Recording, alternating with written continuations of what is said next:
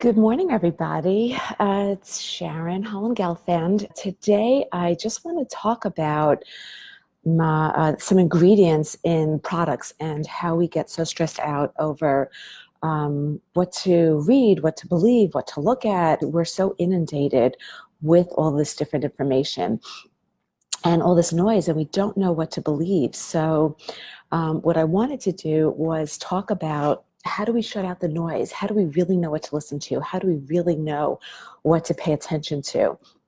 I just realized that there's like a glare in my glasses, but I need them to read. So I'm going to first show you, because I have some products and then I have some pictures of things that people had sent to me asking, is this healthy?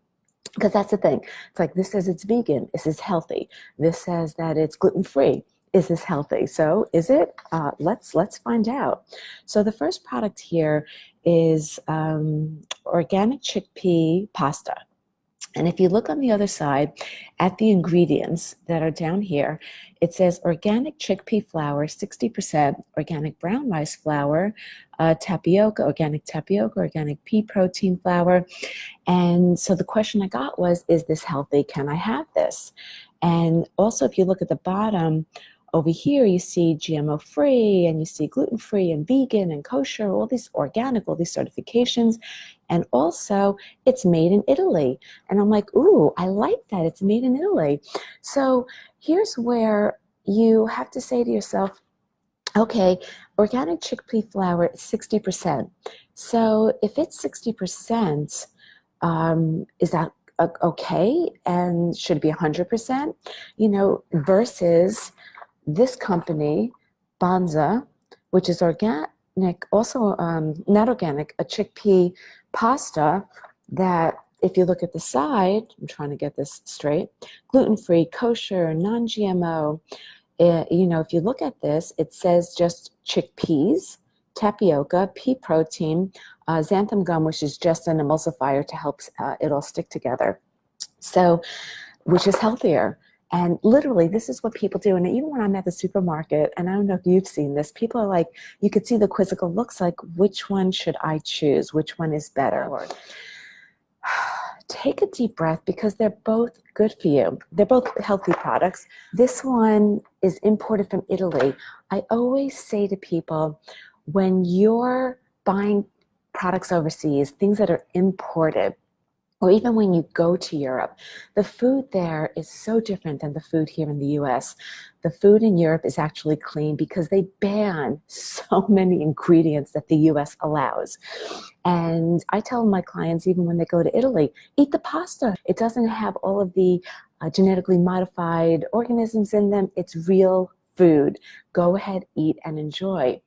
So when we're in the supermarket looking, we want to be able to see the difference and try to just decipher what's best for us. So I definitely do look for products that are imported from Greece, from Italy, that I know I can actually trust more. But again, the fact that I like this because because it is imported from Italy, because it is non-GMO, yet if you can't find that, this is still a healthy choice. So it's looking at it for yourself and saying, what does my body need? What do I need to nourish my body? It's not about being wrong. And I really need you to understand that it's also about shifting the mindset of, it's not that it's wrong. It's what is right for my body. What does my nutrition mean to me? You know, some people can't eat legumes, so neither one of these is good. And then they might want to opt for just a brown rice pasta because the legumes upset their stomach, right? So it's really, it all goes back to connecting to you and to your gut and to yourself, and realizing there's so much noise out there. If I keep reading all these advertisements or reading all the packaging and saying, oh my God, this looks pretty, this box, and let me look at the marketing on this that says fat-free, gluten-free, you're going to drive yourself crazy. You have to take that deep breath. You have to look at what's going to serve me and what's going to serve my body. Let's move on to something else that I'm always asked about, are nut butters. And a favorite of many people is Justin's. Justin's all natural, it's naturally delicious, they've got great marketing, and this is where it's like, am I buying advertisement? Am I eating advertisements?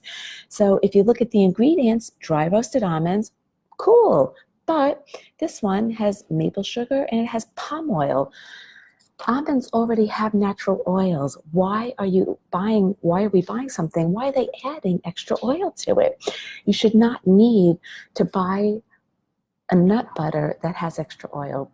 Nut butters have oil in it. So that's the first thing, is that if they add extra oil, it's more processed.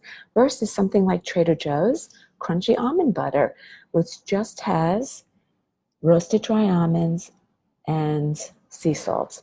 That's it. Which is the better choice?